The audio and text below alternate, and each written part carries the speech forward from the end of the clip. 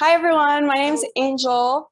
I'm going to be talking about gopher tortoises and fire and the relationship between the two. I work at the Crew Land and Water Trust. We provide education and outreach to the 60,000 acre watershed here in Southwest Florida.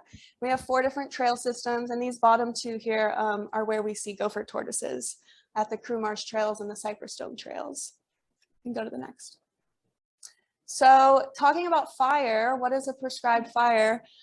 Prescribed fires mimic the natural fire patterns here in Florida, and before development, we had natural fires started by lightning that would range across the landscape, and they would go over the landscape until they got to a body of water or something else that would extinguish the fire. So since we don't have a lightning bolt for every chunk of land here in Florida, that's where we come in and we use prescribed fire as a land management and restoration tool. So prescribed burns are performed by highly trained individuals. So at Crew, the prescribed burns are conducted by FWC biologists, as well as our South Florida Water Management District burn managers. Next one. So when thinking about a fire and prescribed fire, you might wonder, what are all the things that this does for the ecosystem? Why do we want to continue it? So preventing larger wildfires by reducing the fuel loads on the ground. So when an area isn't burned, that fuel loads are built up and you have lots of leaves and dead plant matter that builds up. And if a natural fire were to start in a wildfire in this area with lots of fuel buildup, then this fire would get really big and powerful and would kill animals and plants native here that are used to fire, because this fire would get so much bigger. So beyond that, when we have a fire, we're returning nutrients back down to the soil and breaking down dead and living plant matter. This makes a better conditions for new plants to pop up. So we're promoting growth, and we're also promoting growth of specifically fire-dependent plants and species. And also we're opening up space and reducing competition between species of plants. So there's more sunlight, less competition for water and space when we burn an area, because they can spread out more and have that space. So and specifically to the pine flatwoods where gopher tortoises live, fire helps keep out oaks and other broadleafed hardwoods that would otherwise outcompete the pines and not be suitable habitat for the gopher tortoise. So go to the next one. So specifically, fire benefits gopher tortoises by clearing out that underbrush and creating more space for plants that they do eat and look for. So if an area isn't burned, then we have denser shrubs and woody plants that are blocking the sunlight. And those gopher tortoises need sunlight to bask in the sun, because they're ectotherms, which means that they do not, they're cold-blooded, so they don't regulate their temperature on their own. So they look for open areas to bask in, and they also nest in these open, sunny areas. So clearing those areas with prescribed fire is really important. Also, the fire promotes growth and diversity of all the different plants that they might eat. So wire grasses and gopher apple and prickly pear and all sorts of stuff that might not be in an area because it's overgrown by other denser plants might pop up after a fire. And gopher tortoises are herbivores, but they're also very opportunistic, and they will eat basically what they can find in their area. So prescribing a fire increases that biodiversity in that area, and therefore they have more things to eat. Going on about how fire benefits tortoises, prescribed burning is one of the most important habitat management tools. So when we think about how we can preserve their habitat and keep it in good check, prescribed fire is an excellent way to do that and should be prioritized. And I was looking at a study while I was doing research for this that was really interesting, that showed that areas that have been burned are preferred by gopher tortoises, and they will have higher proportions of burrows near areas that are burned as opposed to areas that aren't. And they will even go back to burrows that they previously had abandoned that is closer to a site that's been burned, because it's more suitable for them. And I thought this was really interesting because I saw that at Crew. We have a area near our office that was burned a few months ago. And before that, I hadn't noticed any gopher tortoises there before. And then more recently, I've seen 3 in the same area that had been burned ever since. So I thought that was really cool to do the research and then also see it happen and see that that's true. And then increased development and fragmentation of these natural areas is the biggest threat to these gopher tortoises, because if we're shrinking their habitat, but we're also fragmenting these natural areas, it's harder to burn them because they're up against developments. So here's an example of an area that is fire suppressed here, and then an area that's regularly burned. So the area that's fire suppressed has that denser foliage at the bottom there, and you can imagine it's pretty hard for a gopher tortoise to make its way through there and have enough sunlight to stay warm. Whereas over here, this is a picture at Crew, and you can see that understory is really open, and there's lots of grass and lots of sunlight. So the gopher tortoise would be a lot happier here, and it would definitely struggle in a fire suppressed area where there's all that extra growth. So the gopher tortoise burrows, this is one of my favorite things about them. Their burrows can be 15 feet deep and over 40 feet long, but their average is a lot smaller. And these burrows are why gopher tortoises are considered keystone species, because so many animals rely on this burrow here. So over 360 different species will utilize the burrow both during a fire or extreme weather, but also just on the day-to-day. So you have casual visitors up top, like the rattlesnake and the possum, who will casually go in there here and there, but aren't always living in there. But then you also have dependent species or commensals who rely on the gopher tortoise burrow, such as the gopher mouse, the indigo snake, the gopher frog. So the dependent species need the gopher tortoise burrow to survive and to live in their habitat. But some of the other ones are just casual visitors, and over 360 have been documented using the burrows. And I think it's really cool because during a natural disaster like a fire, you'll have predator and prey coexisting in the burrow because their main focus is to just survive. So I think that's really cool to think about a snake and a mouse hanging out next to each other, or something like that.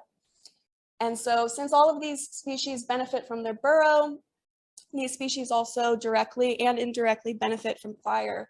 So if we're maintaining the gopher tortoise's habitat, then we're also helping maintain their habitat.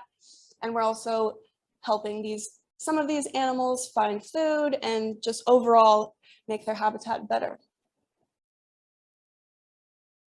That's all I've got. Thank you so much.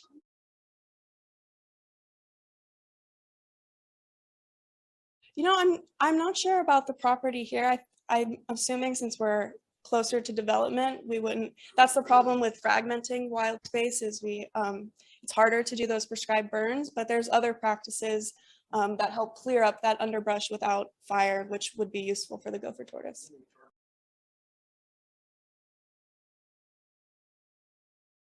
Good afternoon. I'm Karen Allman. I'm here representing the Florida Native Plant Society, the Naples chapter. And before I kind of get into the presentation, I just wanted to talk a little bit about the Native Plant Society. Just curious, how many of you in the room here knew there was a Florida Native Plant Society? Lots of you in the back. That's great. I'm happy to know that you know we exist. So here we have just our mission, which is to preserve, conserve, and restore Florida's native plants and native plant communities. We have meetings and speakers, field trips. We have what we call pop-up native plant sales. That basically means we'll coordinate with local organizations like the Naples Zoo or Naples Botanical Garden and hold plant sales at those locations. We do community events like this. There's our email and our website, and I have some various brochures and things with me today if you have the desire to know more.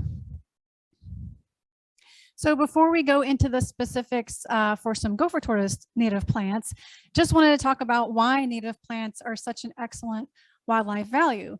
And it sort of makes sense. Those native wildlife that are found here, the local populations, they are here as well as they're here at the same time as when the native plants are here. They've evolved together, they're here together, they rely on each other to provide services.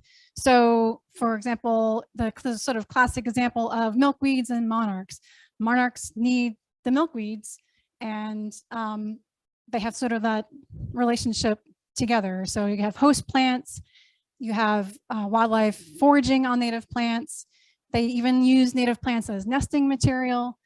And in reciprocation, the plants are getting pollinated, they're getting their seeds dispersed. So it's sort of a win-win. And if you've not heard of Doug Ptolemy, he has a couple books, including this one, the Bringing Nature Home, which goes more in depth into why putting native plants in your property is providing a huge benefit. So there's a little website reference there, homegrownnationalpark.org. So in addition to all those sort of benefits that wildlife get from plants in terms of eating and shelter, if you are using native plants in your yard, you're effectively connecting that fragmented natural areas that was referenced in the previous presentation. Even your small little yard, if you're adding native plants, that's sustaining these local populations while they're moving between the natural areas that are left. And something that's brought up in this book, Bringing Nature Home, is he talks about this study that was shown for chickadees. Like, everybody loves chickadees, right? So you want your chickadees to be successful. You want them to nest and be happy and raise their babies. And what they did was they compared yards that had at least 70% native vegetation and yards that had less than that. And the chickadees had more successful nests in areas where the natives were at least 70%. And that makes sense if you think about it, because chickadees, they need a lot of insects to feed their babies, and they need their own fuel, own seeds and fruits and things to feed on. Those native plants are the ones that are going to have the most diversity and the most population of insects and other things that these birds are going to rely on. So, if you're thinking about putting native plants on your property, anything that you do is beneficial, but if you want to truly be a sustainer, kind of try and reach that 70%, and that's really going to provide a lot in terms of the corridor and in terms of being able to sustain the next generation of native wildlife. So on to the gopher tortoise, and the information on this slide mostly comes from a very well-renowned gopher tortoise biologist that was in Florida, Ray Ashton. And one of the things that's been found in the state of Florida, obviously a very large state, gopher tortoises are found throughout the state of Florida, is they can eat up to 200 different plants species from 38 plant families. Flowering herbaceous species make up 90% of their diet. Grasses can consist of about a third of their diet. And they forage up to 160 feet, sometimes twice that, to go and browse and graze and find the plants that they need to live on. And they actually, kind of similar to what a lot of species who prefer drier habitats, they get a lot of their water that they need from the plants that they eat.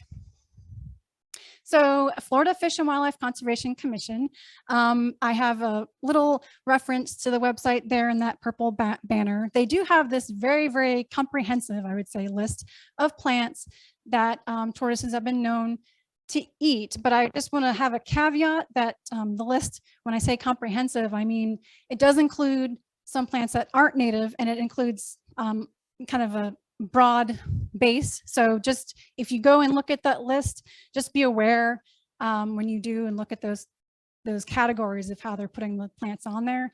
I do have a shorter list of natives that are found in this part of Florida, and I can share that list with folks who are interested later. It's a little more concise.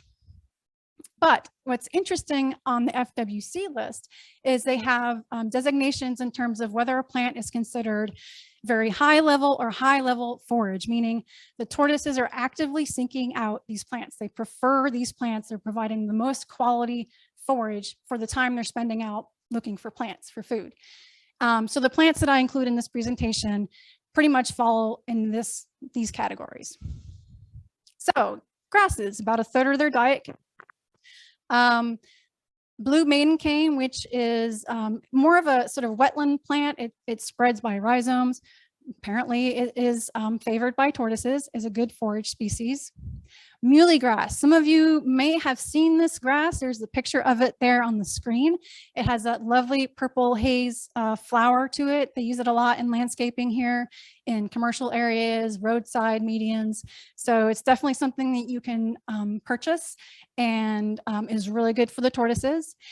This last one, love grass. There's 2 species listed there that are found in this part of Florida.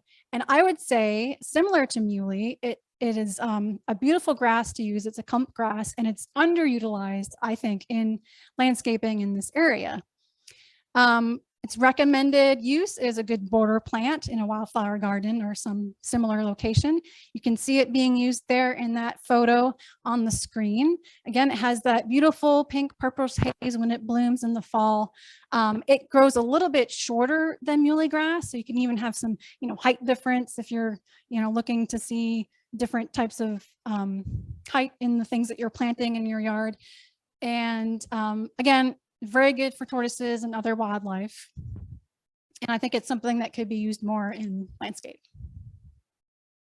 Wildflowers and weeds. And I had fun with this one. I mean, I could have, considering herbaceous species make up 90% of their diet, I could have had a ton of plants on this list, but I kind of wanted to have a little fun with it. So I chose the second 2, which I'll get to, are definitely what some people might categorize as weeds, but I'm going to explain why you may not want to think that way. The first species, tickseed, Coreopsis, is actually the Florida's state wildflower. So another reason to like tickseed is that apparently the tortoises really value it as a forage food. It has a yellow flower with a dark center. There's lots of different species of Coreopsis. The leavenworthi is the one most commonly found in this part of Florida. Beggar ticks, also known as Spanish needles, Biden's alba, that's the flower there on the screen. This is definitely a species that a lot of people might consider a weed in their yard. It pops up and it just kind of goes for it. It can be considered a nuisance, but it is highly valued by the tortoises, as well as at least 10, if not more, butterflies, pollinators. It supports a wide variety of wildlife. It's, I would say, a very necessary plant. And even if you don't want it in your entire property, you can maybe set aside a little corner for it and let it do its thing. And you'll be surprised at what will come by and utilize it. And yeah, I recommend that you keep it if you have it. This last one has interesting common names: fog fruit or matchsticks. And again, it's one of those things where if people see it popping up in their lawn, they may be like, oh, this darn weed keeps coming in here. It is a great native wildflower. It is great for pollinators, and gopher tortoises will go out there and munch on it. And this is definitely something, I mean, I guess I can mention it now, but obviously anyone who has a pollinator garden, you realize that if you bring the plants that the wildlife or the pollinators or the host plant, you're going to expect to have stuff nibble on it and eat it. So if you see evidence of things nibbling on it or eating it, you should be happy, you should be pleased, because that is going to be one of the reasons, hopefully, why you have it there. But I love these 2 pictures on the side here of the screen. It shows how this plant could actually be a sod alternative. You can mow it. You can, if you want, you can irrigate it. It'll probably be happy. And but it serves sort of the same idea of having cover in front of your yard, but it's native. So there's a couple other species that are actually good native sod alternatives. If anyone wants to know more, they can come talk to me afterwards. But yeah, if you have this creeping into your yard, maybe just let it do its thing, and it could even intermingle with your sod, but it's going to provide a lot of benefit. A couple of shrubs, just to kind of cover our bases here. Blueberries. There's actually 3 species of blueberries in this part of Florida. Who knew? And apparently gopher tortoises really enjoy munching on them. Prickly pear cactus. So it has this beautiful yellow flower, which is on the screen there. And the tortoises will not only eat the flower, they will eat the fruit, and they will also nibble on the pads of the cactus. So even though the cactus has those prickles on it, gopher tortoises will go in there and still nibble on the pads. It's probably a good source of water, to be honest. So another favorite of the tortoise. And this native plant is a good example of a plant that you could actually just use as a part of a container garden out in your front steps. You don't have to plant prickly pear in your yard. I mean, who wants to mow around a bunch of prickly pear? That would be painful, but you can utilize native plants in a lot of different ways. You don't have to plant them out in your yard. You can have them in containers and they will be fine for some species. So we actually give a talk on that topic to some groups about how you can utilize native plants in different ways and still provide benefit to your neighborhood wildlife. This last one, gopher apple, is again my, I guess, example of another underutilized or unappreciated native. It's a really good ground cover. It spreads by rhizomes, so it actually creates this sort of blanket colonies, and it doesn't get very tall. And it gets these beautiful flowers in late spring, midsummer. And then you have these wonderful little fruits that appear, which obviously are what attracting the tortoises. But it is a plant that you can find to purchase if you look for it. And I'm going to get to where you can buy them in a second. But just again, I think it's because it's such an important wildlife plant. I think it's something maybe people can start looking to add to what they already have, or maybe to start introducing to their site. It does prefer drier areas. So if you have a desire to like decrease the irrigation on your property, start throwing in some gopher apple and taking away some sprinklers, and you'll be good. So you have all these great plants. You're interested in using some of them. Where can you get them? This is a list of native plant nurseries. You may already have noticed I do not have a Collier County business listed on there. And that does not mean that you can't go to a nursery in Naples and find native plants or request a native plant. It's just that their focus is not native plants. These businesses here, the focus is native plants. You can browse, you can find a wider selection, you can ask staff questions. I highly recommend going the extra distance and going to some of these places. They're going to be more local stock versus maybe something coming over from the East Coast. So there's all these things to kind of why I recommend going to some of these other places. And I guess that might actually be my last slide. If anyone has any questions, like I said, I do have some brochures and things with me too, if anyone wants more information on native plants. And I hope you learned a little bit more today about tortoises and native plants. The question is, how often do the tortoises create new burrows? I think it depends, probably site specific, kind of like what she was saying. If there's a fire in the area and they are able to move into those areas, oftentimes they'll have more than one burrow to begin with. I guess that's one thing to mention.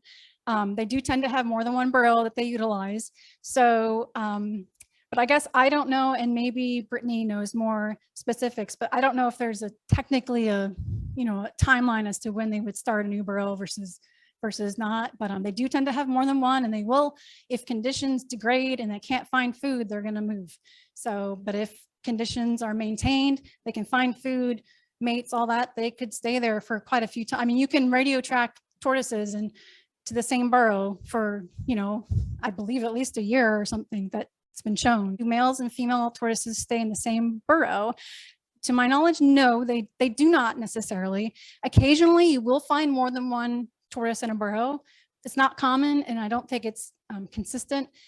Typically the tortoise, and again, Brittany might know more than me, but my understanding is that if a male is going to go find a female, he has to go and find her and harass her into being interested, kind of thing. So But yeah, so the tortoises are kind of have their own homes. They do share them obviously with other animals, like Angel said. Lots of other species will use the burrows with the tortoise, but they're usually the only tortoise in that burrow. So the question is, if you're providing foraging plants for tortoises, do you have to take into consideration, I guess, the seasonality, like when something's blooming, excuse me, when it's setting fruit. And yes, I mean, it would be something good to look at if you, there are good resources that would help you coordinate like when something's going to bloom. Like a lot of the native clumping grasses, they do flower in the fall. So those seeds are going to be on there in the fall for the birds and tortoises and things.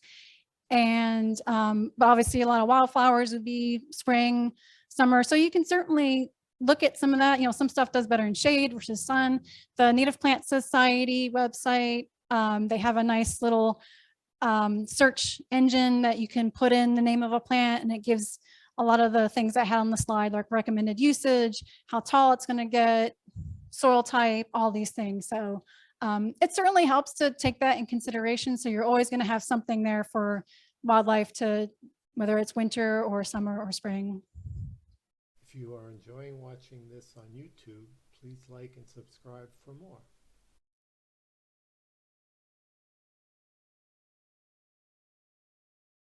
My name is Brittany Piersma. I'm from Audubon, Western Everglades, and today I will be talking about two threatened species that have been coexisting and fighting for habitat. And specifically, I'm going to be talking about more towards Marco Island, but of course we have gopher tortoises and some burrowing owls in all of Collier County.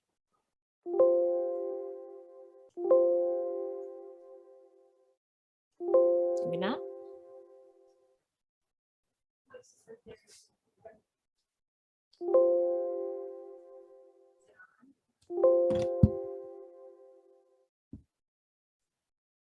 On.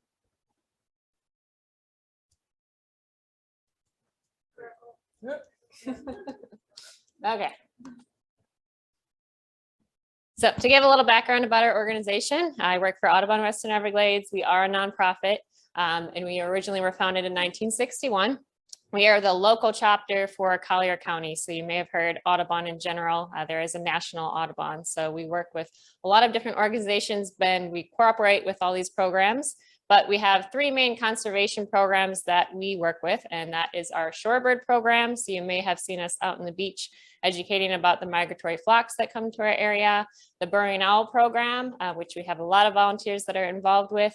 And more recently in the last year, we started a gopher tortoise land study on Marco Island. So all of these together, we of course couldn't do without all of our volunteers. So if you are interested, feel free to take a pamphlet on your way out. So before I talk about these two species, it's really important to understand these two key terms. So threatened species and keystone species.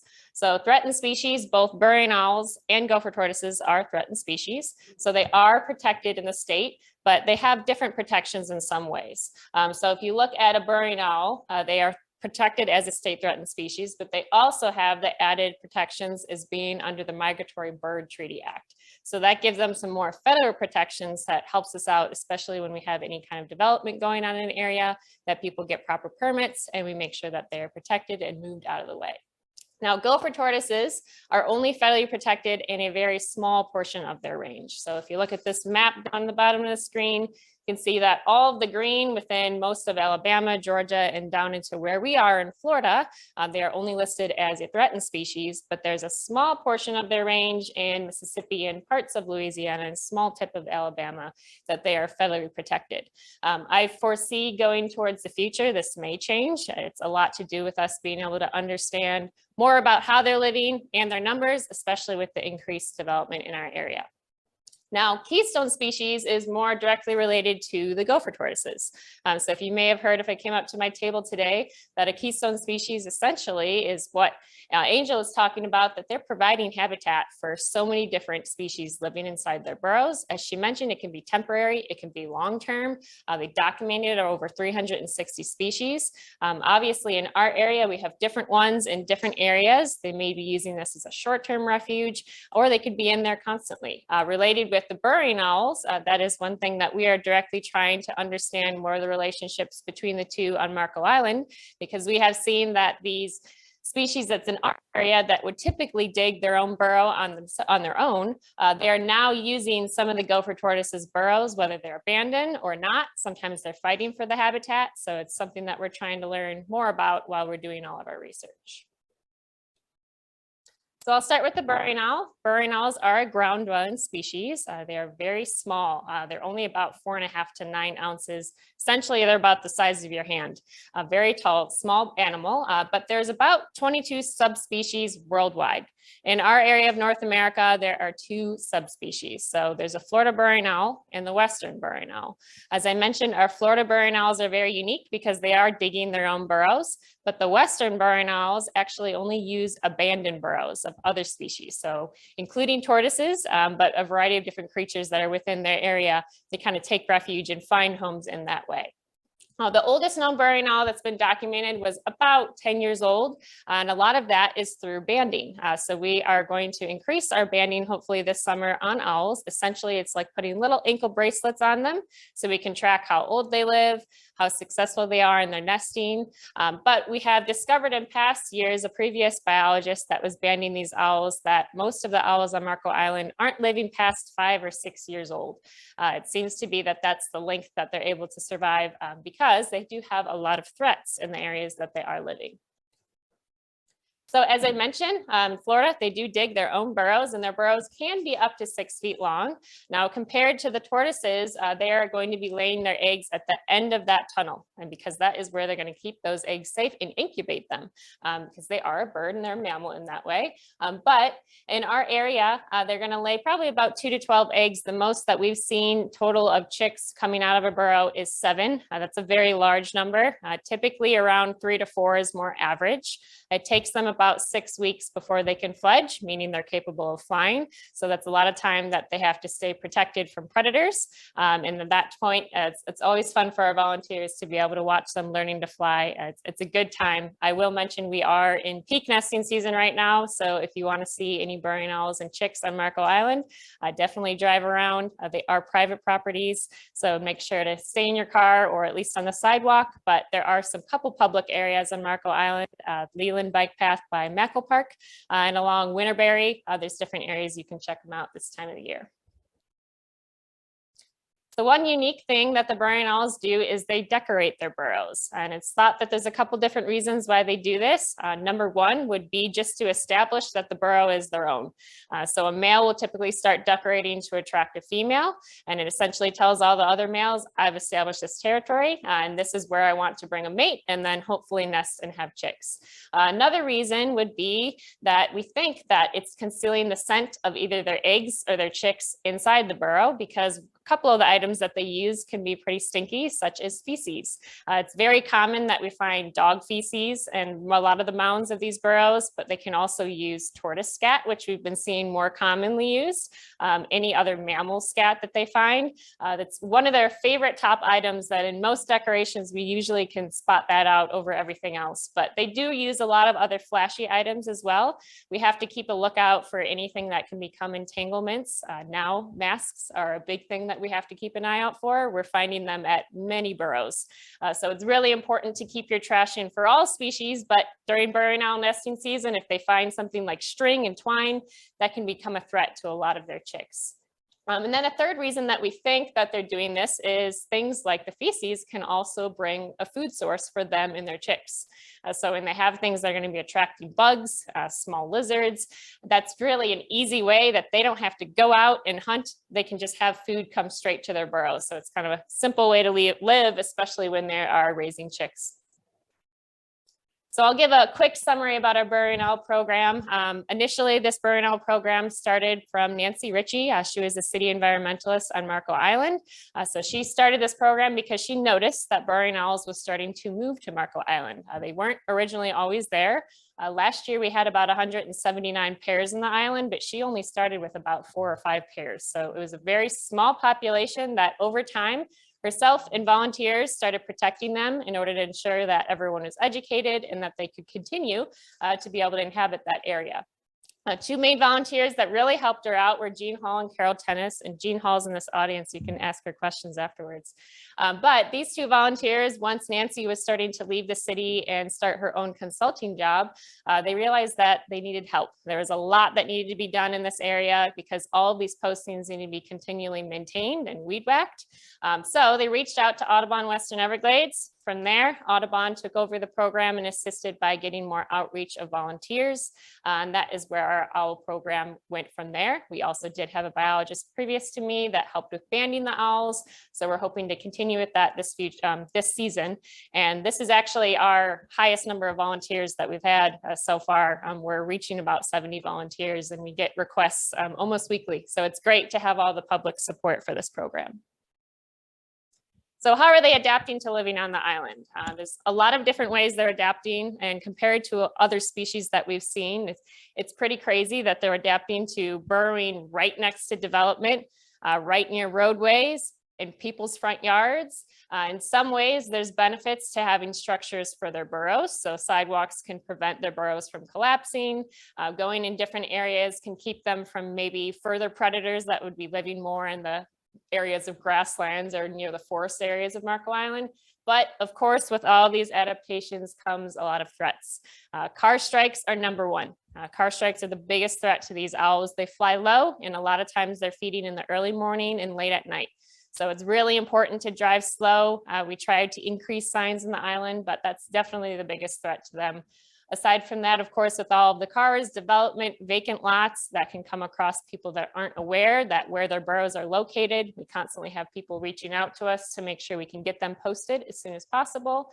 And then, of course, they're also coming across threats of threatened species such as invasive species such as iguanas. And also in this area of urban development, they're coming across dogs, cats, things that if they're off leash or if they're an outdoor cat, that can be a great threat, especially to chicks that aren't able to fly yet. Biggest threat to these owls that we're really trying to increase education about is rodenticide. And I won't even say specifically just to these owls, to so many creatures. A lot of people don't realize, they hear from companies that you can use this rodenticide that's going to be treating rats in an area and it's not going to affect any other species, and that is completely false. We have found owls that are essentially just laying face first outside of their burrow, completely unable to move whatsoever. In some cases, if we can get them fast enough and bring them to the conservancy, they can be treated.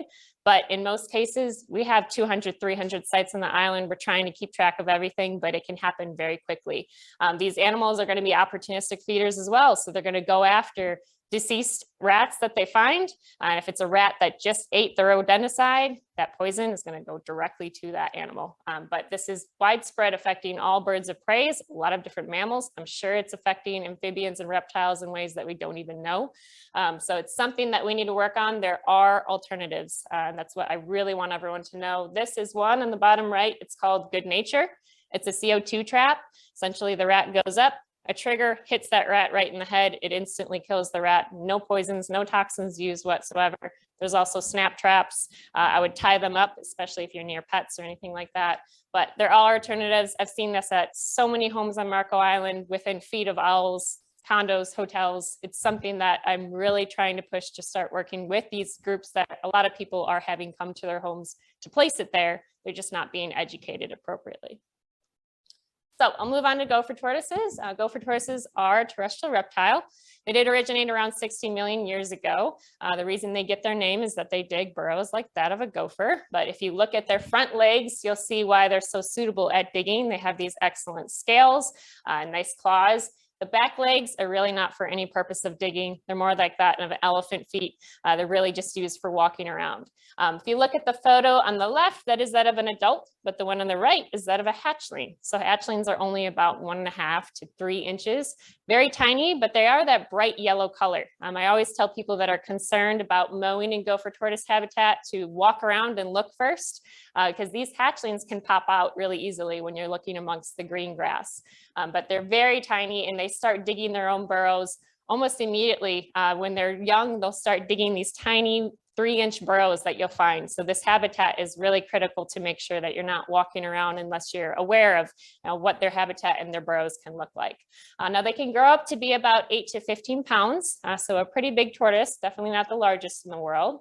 Males and females, unless you have a permit to be able to handle them and flip them over, it's really hard to tell a difference between the two just by looking at them. Females are typically larger, and typically the male has this gular horn in the front that's going to be a bit longer because they use that for territorial fighting purposes. But in general, if you would be able to flip them over, the male would have that concave plastron for breeding purposes, whereas the female would be flat. But those are things that, unless you're doing research, you wouldn't be able to tell fully. Now they can live about 40 to 60 years, which is a pretty incredible time. So a lot of the tortoises that we come across on Marco Island, it's great to see how long they've lived there, and we're hoping to preserve more of their habitat.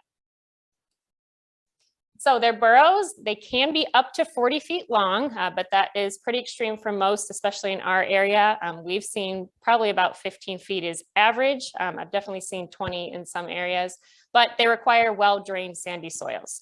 So most of the areas they're going to be are in the upland, whether it's scrub and suitable habitats for them to live in. What's unique on Marco Island, I'll show in a minute, is there's some areas that are through archaeological mounds providing them the upland that they need. Now they do spend about 80% of their lives in their burrows, so they do spend a lot of time foraging, especially if they can find areas nearby.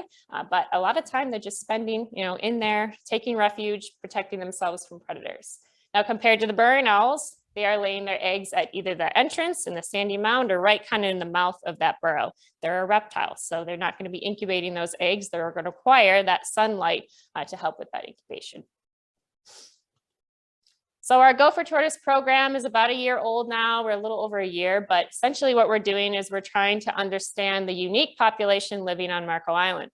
So we are in partnership with the city of Marco Island. We're also working with Nancy Ritchie, who is a consultant. She's helping us out with this whole study and our comprehensive management plan. So we're doing surveys on every property that we can get permission on Marco Island. Currently, we're a little over 200 surveys, and we think we're getting close to halfway there, but there's large sections of Marco that are taking us time to understand exactly where they're all living. I'll show a map in a second. Each property, we walk transects up and down. We're surveying, looking for the burrows themselves. We aren't scoping every burrow because we wouldn't have time to do that at every property, but any tortoises that we visibly see, we take note of. We take note of their ages and of course the environment that we're in. So if you look at this map of Marco Island, it's kind of easy to see why the tortoises are inhabiting the areas that they are, because it's the only areas that they have some elevation or it's a coastal dune. I've seen that some of the tortoises that are living in coastal dunes, we don't think they are reproducing as well there. We don't see the numbers increasing. So it may be that the vegetation in that area isn't suitable for them to be able to feed on. But the main areas of Marco Island, if you look at this elevation, is a lot of this is in archaeological Olden Calusa areas of their historical shell mounds. So it provides them areas that they have this upland to be able to dig their burrows and have that well-drained sandy soil. So the benefit to us when we're trying to conserve these properties is we kind of have a variety of different things that we're pushing for conservation. So we have the tortoises, we have burrowing owls, and then we also have this added archaeological value that is something that a lot of people really would love to see more of in our area. There's a lot of historical sites on Marco Island that we really appreciate having. So these are just common things that we come across during our surveys. Some of these properties are entirely dense. We're walking as much as we can, but then we're on hands and knees throughout the entire survey because there's no other way to do it. We're not going to whack down all of the vegetation. This is private property. We're essentially just getting around the best we can to see all the burrows. But then others are actually great, natural, native plants, suitable for them to live in, open areas where they're going to get the proper sunlight. So a big part of our education is really to increase vegetation management on these properties. Brazilian pepper is something that can take off like a forest of all this entangled web that the tortoises have no sunlight, and then they don't get the proper vegetation that they need to feed. But we come across natural predation. We come across, of course, different species. We've actually come across a bobcat that jumped out of a tree. And so we've seen iguanas, we've seen it all. So it's pretty cool. I don't have many volunteers that are willing to do it with me because it's pretty expensive in some of these lots, but I've had many people that at least come one time or another just to get the experience. And then I have the committed ones that return to me. So in the same way that the burrowing owls have adapted, these tortoises have adapted to living in urban environments. They've moved underneath sidewalks, driveways, underneath people's pools. And if people are willing to allow them to be there and realize that they're really not destructive, they're not going to chew your wires, they're not going to damage your housing whatsoever. They're just going to dig their burrow and come in and out to feed. In most cases, it's great because we have a property like this where the owners love these tortoises, and they have easily 5 tortoises that feed around their area all day long. So it's great to be able to provide that. But a big thing that we're working towards is a lot like this. We're working on being able to not only obtain some preservation area that we can create those wildlife corridors, but also doing vegetation management. It's a big thing is a lot of this, we've cleared this entire back section because it's not going to give them the proper habitat they need. Along with that comes a lot of threats. Just like the burrowing owls, roadways are #1. We are having a huge problem on Marco Island right now, increased development and increased areas where cars are just in too close a vicinity. Car strikes are, again, #1. So we're working with Florida Fish and Wildlife and the city to try to find solutions to this because it's a huge issue ongoing in our area. Other threats are people not understanding that gopher tortoises are not able to swim for long periods of time. So they find it, they think that it's a turtle, and they throw it in the canal in their backyard. It's a common occurrence on Marco Island, so we're trying to increase signage to make people aware that it's not habitat for them to be able to survive in. And then, of course, with development and mowing, it's something that we're trying to provide more education towards going towards in the future. So quickly, how are they coexisting, these two species? This is one lot on Marco Island. It has 144 gopher tortoise burrows on it. It's an amazing lot, and I'm happy to say that Conservation Collier is in the final deciding stages of potentially buying this property, which is great. But in the front of this property, we have a burrowing owl pair that has nested. And this is one of my favorite locations to be able to watch because once these chicks fledge, they're able to use essentially any burrow that they want as refuge, and they do. In this property, I've mentioned before, but these owls have actually started to kind of battle with the tortoises for habitat. So when I came to this property one time, there was a burrowing owl on its back, kicking a gopher tortoise, fighting it away from its burrow. So it's something that I'm really interested in. We're trying to have our volunteers make more notes when they're surveying these properties for the owls so we can see their interactions and see what they require and what their relationships are. This isn't a great photo to see, but it's the only one I had of a burrowing owl in our game shot.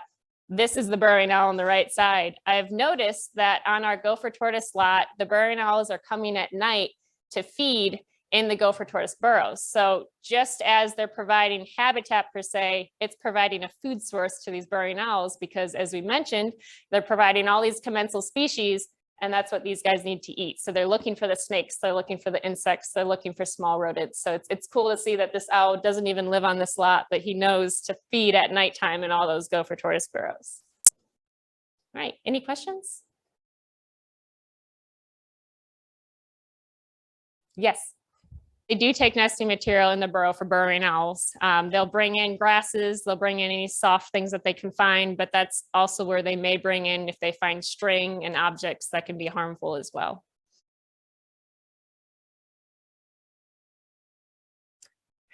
It's a good question if burrowing owls would ever go after hatchling gopher tortoises. I don't know. It'd be interesting to keep an eye out for. It's not that that wouldn't be an item that they wouldn't eat. But yeah, we'll have to keep an eye out. These game cameras will be great in being able to identify if that is something that happens.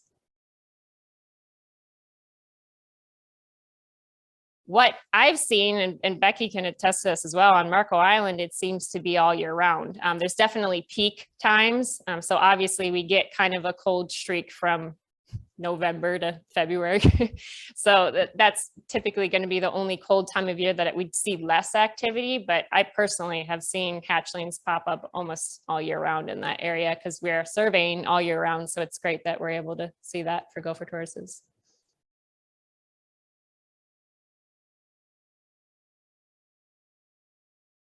Hi, everybody. I'm Becky Spear. I'm one of the staff members here at the Naples Preserve.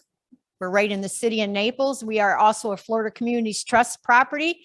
And I'm so happy to see so many people that came today to help celebrate Florida Gopher Tortoise Day and to learn about the gopher tortoise. So I'm going to be talking about nests and neonates.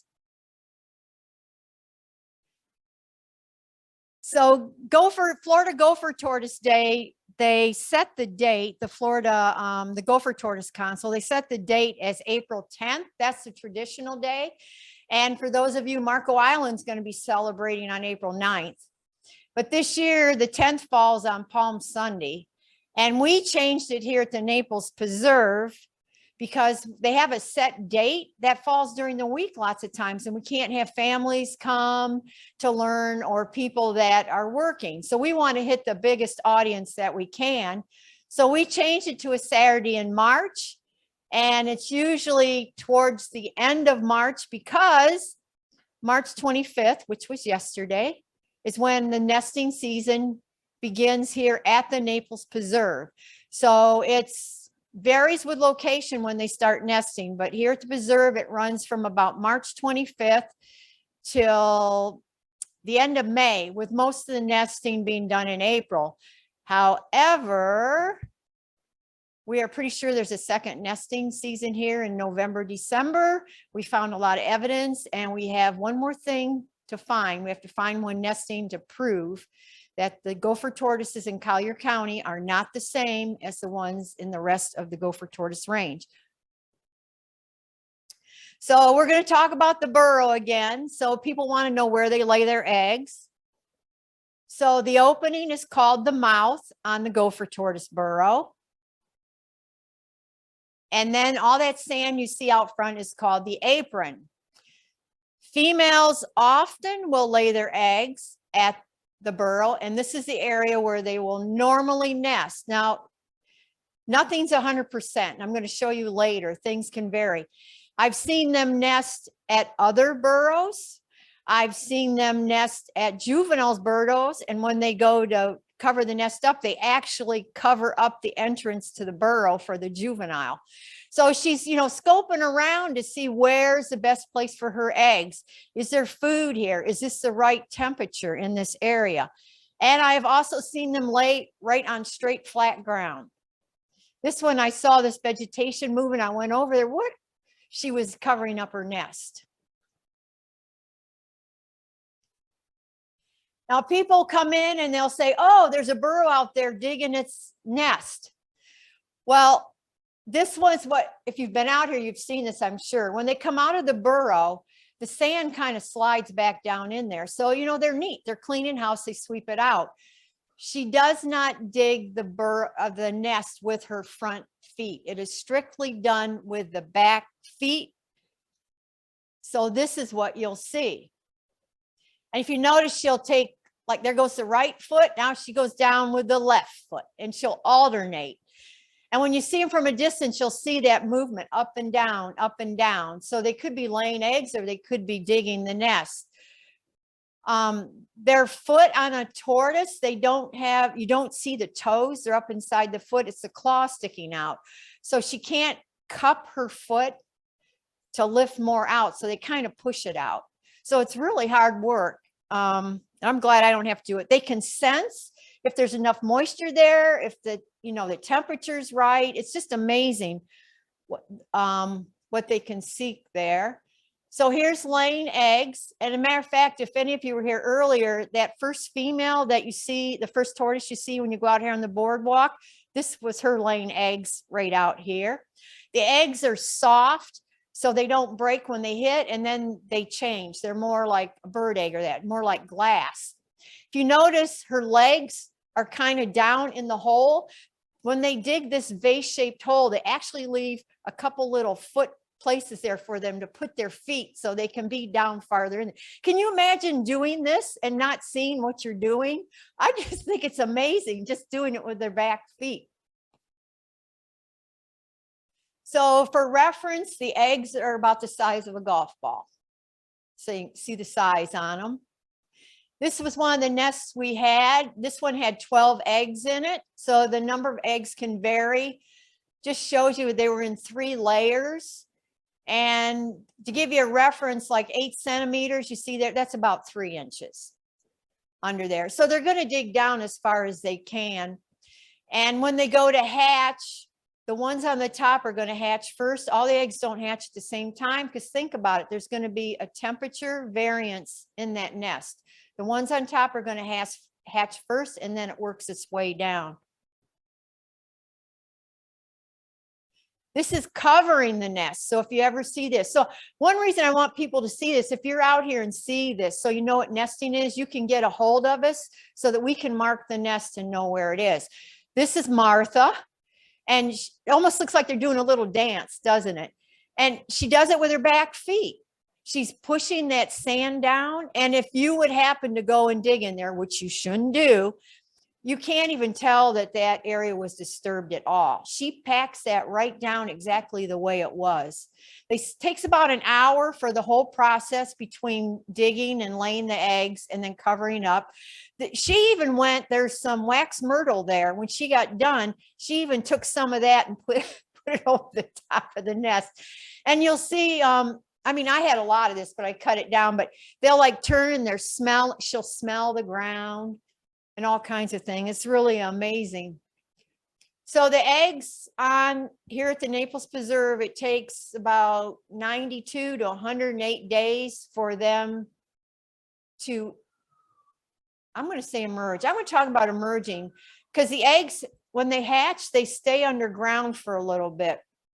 Because they're not all hatching at the same time. So they're down there because their shells need to harden up in that. And how they get out of the egg is they have an egg tooth. Do you see the projection on the front? So it's not a real tooth, but that stays on, from what I found here, for a little over 30 days, and then that'll fall off. So what they do is they kind of rotate around in that egg, and it splits. And you'll see here how the shell is like right in half. So see how the shell's in half? They kind of go around and split that open. And you can't dig down after a nest is that they're out of there. You can't go down in there and tell how many eggs there were. Like if you look at a bird nest, you can probably see the shells. These seem to disintegrate. You just can't even tell how many are down in there.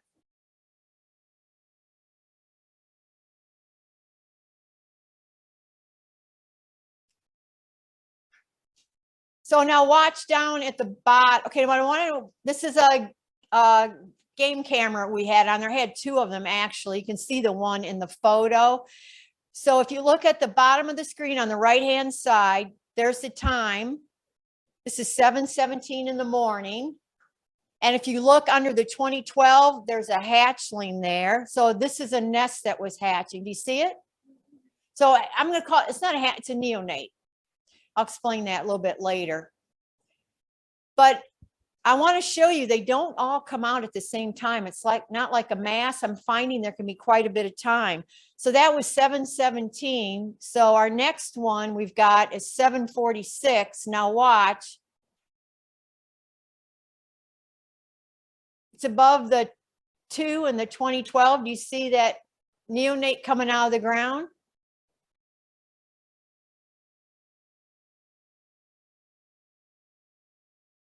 Hard work, huh? All right, so that was at 7:46. Now let's look at the next one. This is hard to read. It's at 9:25.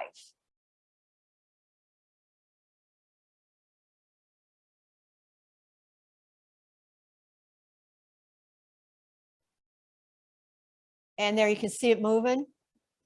So they didn't all come out at the same time. It's not like a mass exit. So if you look, we have an exit hole here. This is the one thing to look for. The thing is, if you don't catch it early when they're hatched, they're coming out of the ground. The adult tortoises are coming out, you know, it comes out of the burrow or other ones, and they kind of run over this whole area, and it's hard to detect the exit hole. Okay, do you see where the exit hole is on this one? Where did I show you that they normally lay the eggs at a burrow? This is up on the apron. Do you see that? It's not down halfway between the apron and the mouth. So things vary. Nothing's set in stone with anything. There must have been a reason she put the nest up there. It probably has something to do with temperature and moisture. Could be the time, which month they're laying too, you know, how the sun is. Okay, I was calling them neonates. Neonates, you know, is a newborn.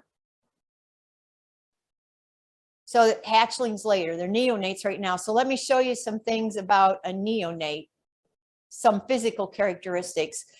The weight, this is like if I find them out there, if I didn't see they just hatched, I can tell if they're very recent. There's several things to look for. The weight, that's 30 grams. Usually out here they weigh 30 to 33 grams when they've emerged from the nest, when they're still neonates. They have that egg tooth. Remember I mentioned it falls off a little over 30 days is what I've been finding here. Still has the egg tooth. That's a neonate for sure, if they still have the egg tooth. Lots of times the shells aren't formed yet. So I don't usually find this because they usually stay in the ground till this is healed. That's the yolk sac. Remember, they come from an egg, so they're attached to a yolk, an egg yolk. And then if you look right above that circle, do you see that deep crease across the center? They are folded when they're in the egg. They're not out straight, they're folded. And then as they grow more, you know, they're opening up, and that's when that egg tooth, you know, will hit the edge of the egg. So that's all got to straighten out. At this point, the shell's soft. It takes a while for it to harden up. Normally what I see though is this. This one just came out of a nest. Can you see how well healed that is? Kind of like a person be a belly button. And then this one, if you watch, this just came out of the nest. If you watch to the back, you're going to see it dragging something. Can you see it looks like a cord? That's the yolk stem. It'd be like an umbilical cord. That's the yolk stem still attached to that one. And by the way, you have to think when you're putting up fencing to keep tortoises in an area, you got to remember there's little ones that can walk through the fence till they're about a year old. So we've done proper fencing in the newer areas we've done here. It's a lot smaller to keep them in so they don't get out on the road, get hit by lawnmowers and everything else. Their shells lots of times are malformed until, especially, they usually are still in the nest like this. The plaster, and you see that how it bulges out, that's where the egg yolk was. And then here, see how it's can't even put its little feet down, it's kind of up. And if you look over here, do you see the dent? And I have some out here, I'll see this for quite a while. This one probably was farther down in the nest and there was an egg up against its egg and forms that dent. But it straightens out usually quite quickly. This is one just coming out. This is something. So what I want to say is a lot of what you read about gopher tortoises, even Ray Ashton, and that Ray always told me, Becky, keep up work down here. Collier County is different than the rest of the gopher tortoise range. But you'll read they don't eat for a while. This one just came out of a nest. And Karen, you see what it's eating. Mexican clover, which is not native. But it's got a lot of moisture in it, right? So they will sometimes, I've seen this happen several times, coming right out of the nest, and they'll go and eat. Right away they start smelling things and touch, you know, tasting and actually eating. Usually, not always, you know, nothing's 100%. They usually, for the first few days, will bury under debris or get in some thick grasses. Do you see the neonate in this photo? Who sees it? Well, I guess none of you are going to help me out here with monitoring that. It's right there.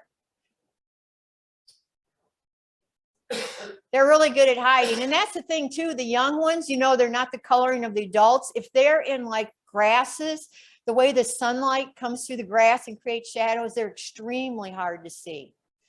So a lot of people say, oh, the little ones aren't the same color as adults. They live in a different kind of, you know, they're in different area where they got to be able to hide.